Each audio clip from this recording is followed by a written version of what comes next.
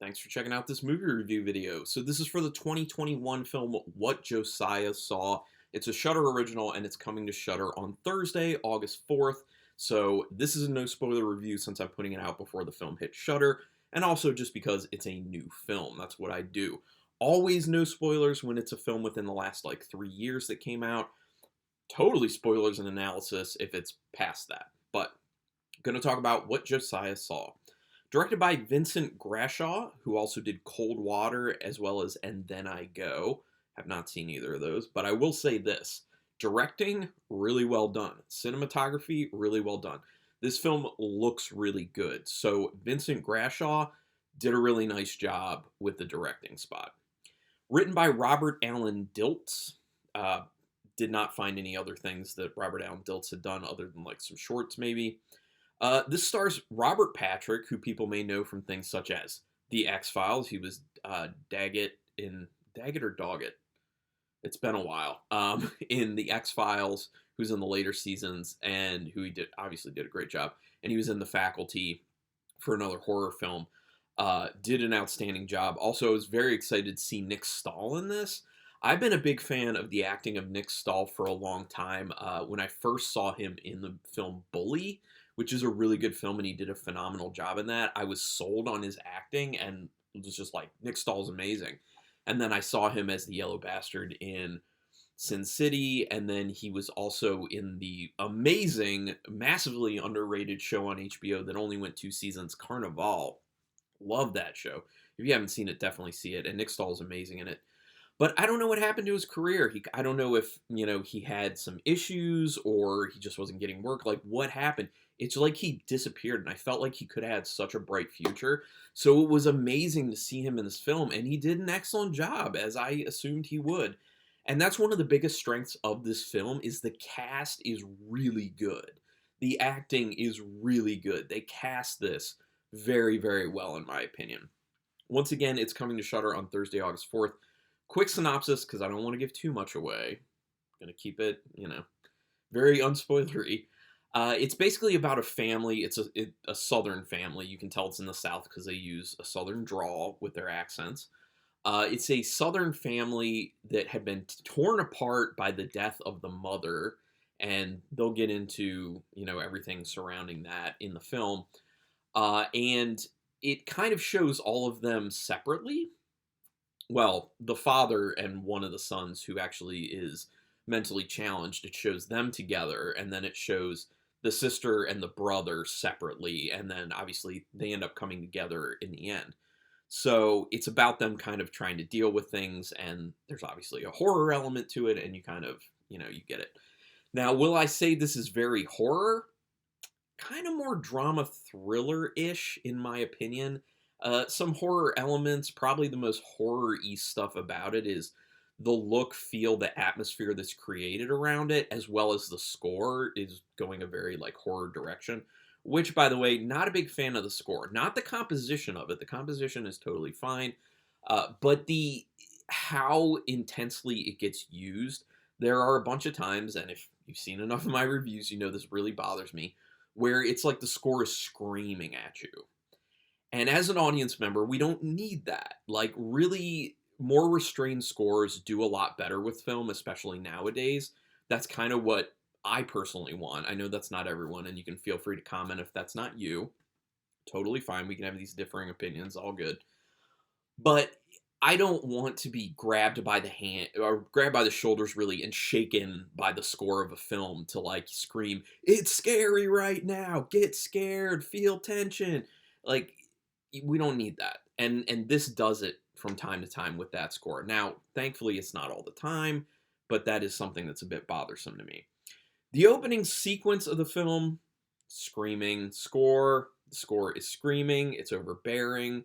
I had the feeling that it was going to be overbearing for the entire film. Thankfully, it was not, but you get it immediately. And it's just like, can we calm down real quick? Looks really stylish. Like I said, the directing, cinematography is very good. It's a very dark color palette. Kind of reminded me color palette-wise of the film Antlers, if you've seen that one, which is kind of funny because the actor who plays Tommy in this, Scott Hayes, was actually in the film Antlers. And I was just immediately thinking about that. Then I looked at what else he's been in. I was like, oh, he's been in Antlers. That's kind of funny that I felt like it had a similar look to it and a little bit of a similar feel. But on that note, I just have to say Scott Hayes did a phenomenal job. Like, everyone did a really good job. I already talked about how great the cast was in general. Scott Hayes, I was not familiar with this person's acting, but he did a killer job as Tommy in this film. And I hope he gets more bigger roles, because I know he had small roles in Venom and Jurassic World Dominion and Antlers, like I already said. So I want to see him get bigger roles, because he has got the chops. He really did a good job. Some of the dialogue really threw me in this film, and some of the moments in the film in general. They seem kind of left field, out of nowhere. They seem out of sorts with who the characters are. Like, there's a conversation in the beginning between Tommy and the father. What is his name? It's not Eli. Eli was Nick Stahl's character. Josiah. It was Josiah, the titular name. Which, by the way, there's a clue in the title of the film, but you'll get it by the end of the film. But there is a conversation between those two, between Tommy and Josiah, where it just felt weird. It felt too juvenile, especially for the setup of where we were in the film, who the characters were, their relationship. It was just so weird and juvenile, and it just did not make a whole lot of sense. So there are a few moments like that where, like, the dialogue gets a little weird, and you're like, this doesn't fit, it doesn't feel right, and it's a bit of like a speed bump in the film that kind of takes you out of it a little bit. There's not too many of those, but you notice them when they happen. It is broken into chapters. I don't know if people really care that much about that. It seems like that's a popular thing now with these kind of like indie horror films, is to break it into chapters. I'm indifferent to it. I know there are people who really like it, people who really don't, but, you know, I didn't see a need for it in this film, to be honest, but they did it. It's fine. Whatever. There is a pretty messed up scene in this film about 27 minutes into it, and my question about it was, do we need this? My personal answer is no, we did not need it in the film. I understand that it's probably in there just to make people feel uncomfortable in a very gross way. It's very uncomfortable. Nothing like that happens again in the film, thankfully. Well, they do talk about some stuff. But I just didn't see the need for it. And that's one of the big things about this film in general. There's a lot of extra stuff in the film that you don't need.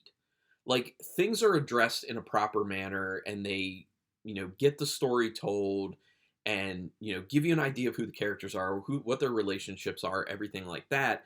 But then they have a bunch of extra stuff that's thrown in there that either seems like it doesn't necessarily fit, seems like it's just something they tried to shoehorn in because they just wanted that, or it just further nails down something that's already been very well established. So it's like, okay, we can move on now. That going to my next point, which is the pacing is terrible with this film. This film is almost 2 hours. It's like an hour and 54 minutes or something like that, I think. Way, way, way, way, way too long. I'm going to tell you right now, it should have like 45 minutes cut off it. It's insane. I have no clue why they thought this film should be this long. Maybe just because the acting is so good that they just kind of wanted to soak that in. And, like, legitimate. The acting is wonderful in this film. It's very, very good. Really does stand out. But we don't need an almost 2-hour film when the story is not there. You could have made the story be there for a 2-hour film, to be honest with this, but it's not there as it is. There's a lot of, like, side stuff that they go off on with the characters. Like I was saying, like, they don't need to do it. Like, there's a whole portion going on with Nick Stahl's character that very long. We didn't need it. Literally, you could have just talked about it. You could have referenced it and just cut all that stuff out. It didn't do anything for the story. If anything, it takes you away from the core story and just makes you confused when you go back to it and you're just like, wait, what were we doing here? So, not great flow to the film. Really not great flow, unfortunately. Note to filmmakers, this is a pet peeve of mine. Using very high-pitched sounds for extended periods of time hurts people's ears. Knock it off. If you want to do it real quick, like, a blast, it wasn't the case in this film, but like a blast happens and, someone has that tinnitus like ringing in their ears, do it for like a few seconds, that's fine. There is a slow motion sequence in this that goes on way too long with that really high pitched sound. That hurts people's ears. Stop. Stop, stop, stop. It's unacceptable to someone like me. I literally turned the volume off once it was going too long. Don't do this. Please don't do this. All right, I'm done with that. Moving on. There are characters the film starts with and then they don't check back in on them in a good amount of time, and it's really weird and odd feeling. Goes back to what I was saying about like going too far with one of the characters, because literally it's like, here's the introduction of the father and Tommy, then here's the introduction of Eli, then here's the introduction of, I forget her name. I'm sorry. I forget the character's name, but the sister.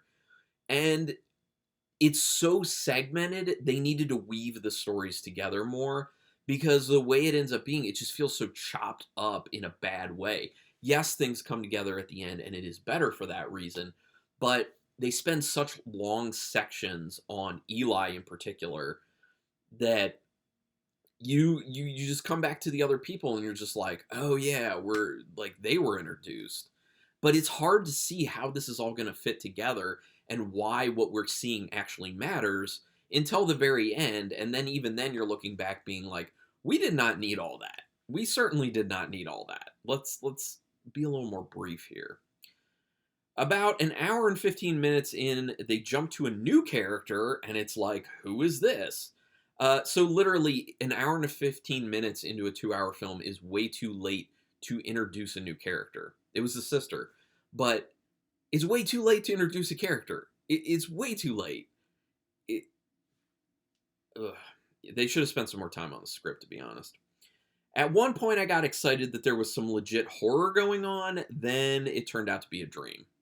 Nothing pisses me off more than being like, ooh, we're starting to get into the horror, and this is an hour, like more than an hour into the film. We're like, oh, we're going to start getting into the actual horror of this. And then it's just like, tricked you. It's someone's dream. Hate it, hate it, hate it. And it goes back to what I was saying. This isn't really a horror film so much.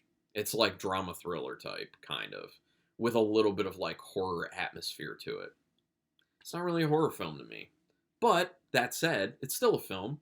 It's on Shudder. I reviewed it. And that's fine. There is a pretty solid twist at the end, I will say. I did like the twist to it. And that goes to one of the big things about this film. It's a missed opportunity to me because there is a good story there. And like I said, there's a lot of really good technical stuff with this film. It's just the script was not the greatest. It needed to be cut down. Really, if you condense this film, it gets way better. Like, cut those 45 minutes out I'm talking about, this film gets drastically better because there's a compelling, interesting story there. I got to the end of the film, there was a good twist to it, but it also felt at the end of me like, kind of like, so what? Like, so what? I sat through all of this for that? Yeah, it was a good twist, but like, not worth the time in my opinion. Now that said, I know there are a lot of people, especially people who watch my videos, who are into very slow moving films like this. So I know this film will find its, I was going to say market, its audience. It will find its audience, and I hope it does because there's a lot of good stuff about the film. I'm just airing the issues that I have with it because that's what I do. I talk about what I like and what I don't like with everything, and these are just my opinions. I'm just a person. You can listen to me if you feel like your opinions line up with mine, or you can do the opposite. Because I know there are a lot of people who watch my videos, and I really appreciate this, who will watch the video and be like, you know what? I know you didn't like it, but based off of what you're saying, I think I'm really going to like it. That's awesome. I love that for you. And people should feel free to have their opinions like that. So I hope this film finds its audience. I really do think it will. Again, Scott Hayes, amazing performance, by the way. One of the other things, I said that it gave me a little bit atmosphere-wise feel of Antlers. Overall, just like feel of the film, it felt kind of like the Shudder film, The Dark and the Wicked, which I know a lot of people loved that film.